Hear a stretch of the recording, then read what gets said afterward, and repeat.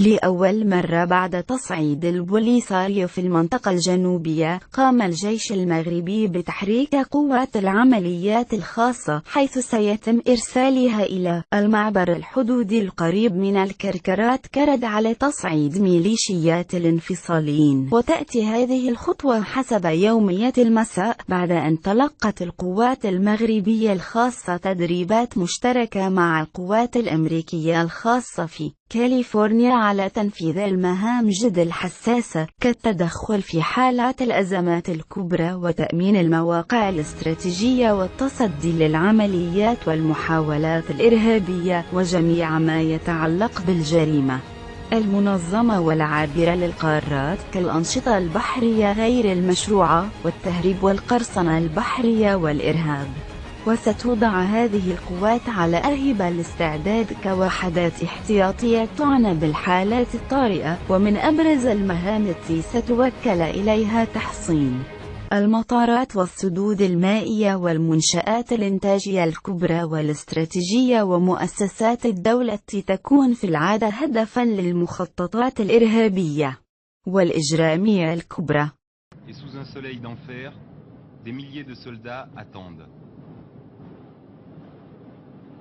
Ils se tiennent à l'abri d'un mur de sable et de cailloux qui serpente sur plus de 1000 km, séparant le désert du désert.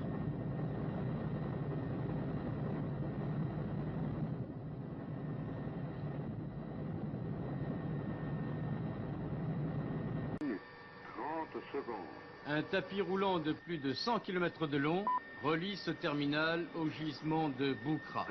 Difficile à protéger, ces installations avaient souvent été la cible du Front Polisario au lendemain de la récupération du Sahara occidental par le Maroc. Aujourd'hui en état de marche, elles sont prêtes à évacuer le phosphate du gisement de Boukra. Un supplément de ressources non négligeable pour le Maroc qui pourrait s'en servir pour payer en partie des investissements pour le développement du Sahara utile, pour payer aussi les dépenses énormes provoquées par cette guerre du désert. 24 minutes. Une guerre qui pour l'instant tourne à l'avantage du Maroc grâce à ce mur de défense imaginé par le général Dlimi, un mur qui empêche toute action d'envergure du Front Polisario contre le Sahara utile. Long de plus de 500 km, ce mur de pierre et de sable protégé par des champs de mines comporte des points d'appui espacés d'environ 5 km et disposant d'un système de détection radar capable de signaler toute présence ennemie entre 30 et 40 km au-delà du mur. Les observations radar sont analysées en permanence par un poste de commandement souterrain équipé d'un ordinateur. Les observations radar sont transmises au commandement qui prend la décision si l'objectif est susceptible d'être tiré ou pas. Et dans le premier cas, les tirs sont déclenchés sur cet objectif. Et il faut combien de temps entre le moment où le radar découvre l'ennemi et le moment où le tir se déclenche? En principe extrêmement minime. C'est de l'ordre de la minute? 5 minutes. 10 secondes. Ça dépend surtout du temps de décision. Est-ce que l'objectif est susceptible d'être tiré ou pas? Mais techniquement, on peut tirer immédiatement. 13 heures, 25 minutes. Ce mur de défense s'est révélé être efficace contre les actions du Front Polisario. Le mur, sur plus de 400 km, il court des massifs de l'Ouargziz au sud d'El Ayoun, capitale du Sahara occidental. Un mur de sable et de pierre, haut de 2 mètres, large de 3.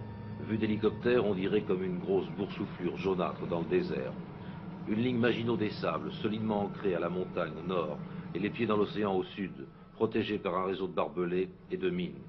Tous les 15 km environ, il y a des points d'appui, des fortifications et des radars. D'une extrême sensibilité, ils détectent à coup sûr, à plus de 20 km, tout mouvement suspect, voiture, homme, animal, transmettent leurs renseignements à des ordinateurs qui règlent et commandent le tir d'une batterie de canons. Voici une de ces batteries qui comprend 6 canons de 155 mm, des M109 américains, juste devant Boukra, où se trouvent des mines de phosphate qui, depuis 1979, ne sont plus exploitées. Pour le Polisario, ce mur constitue en fait un obstacle, jusqu'à présent, tout à fait infranchissable. Depuis que le mur a été définitivement terminé, nous n'avons pas eu d'histoire à l'intérieur. Aucune infiltration à l'intérieur depuis là? Aucune infiltration. Dans la région de Boukra, les derniers accrochages datent de janvier de cette année. Mais ce n'était que quelques escarmouches, alors que la ligne de défense était à mi-chemin. Les travaux de la ligne de défense étaient à mi-chemin entre Bokra et Smara. Derrière le mur, il y a les 2/3 de l'armée marocaine qui surveillent et patrouillent. En tout, 70 000 hommes, une vingtaine d'unités mobiles d'intervention avec leurs jeeps, leurs canons autotractés, leurs engins blindés de reconnaissance, des AML. Dès que les radars ont repéré quelque chose, elles franchissent le mur et partent en chasse. En résumé, ce mur n'est rien d'autre qu'une sorte de ceinture pour protéger ce que les Marocains appellent le Sahara utile. Le reste est abandonné aux colonnes du Polisario, qui, profitant de la nuit ou des coups de sirocco, se risquent jusqu'au mur, terme de leur aventure.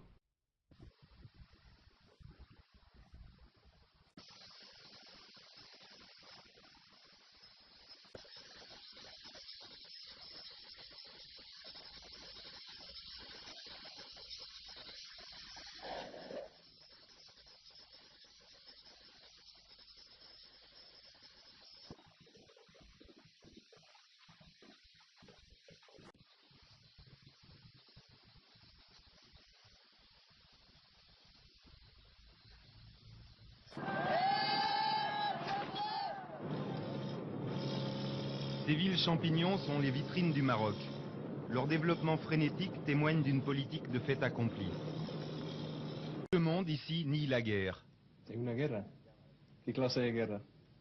Mental o armamentista? Pourtant, cette guerre invisible coûte $1 million par jour. Ce coût de la défense du territoire, ajouté au développement du Sud à marche forcée, dans lequel plus de 400 milliards de centimes ont déjà été investis, absorbe une part très importante du budget marocain et accentue le déficit du royaume. Déjà, la dette extérieure dépasse les 13 milliards de dollars. Sur des centaines de kilomètres, le désert est vide. Les tentes et les troupeaux des nomades, chassés par la sécheresse et par la guerre, sont devenus très rares.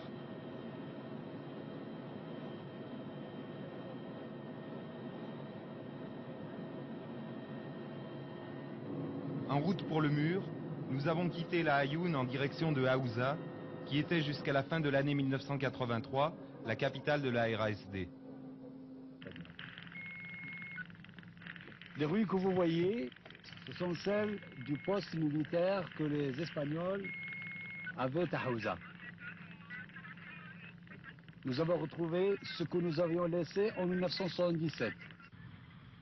Depuis que l'armée est arrivée à Haouza, la population a suivi, et vous verrez de vos propres yeux la population, vous verrez même une vie naître à Haouza par la construction d'un petit marché, et on a commencé déjà à baptiser cette place comme la place du marché, et ce sont des autochtones qui se sont installés avec leurs familles, et nous comptons actuellement une quinzaine de familles.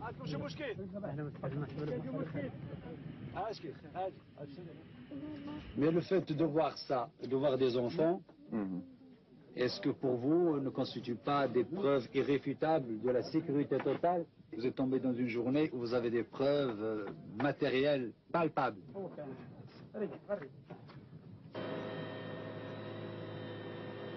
Nous quittons Haouza, l'éphémère capitale de la RASD. Cet endroit désolé, jumelé cependant avec la ville du Mans, ne présentait apparemment aucun autre intérêt que d'être un point sur la carte, aussi proche que possible des parties vitales du territoire. Les Marocains l'ont réoccupé et inclus dans le périmètre du mur afin de liquider un symbole.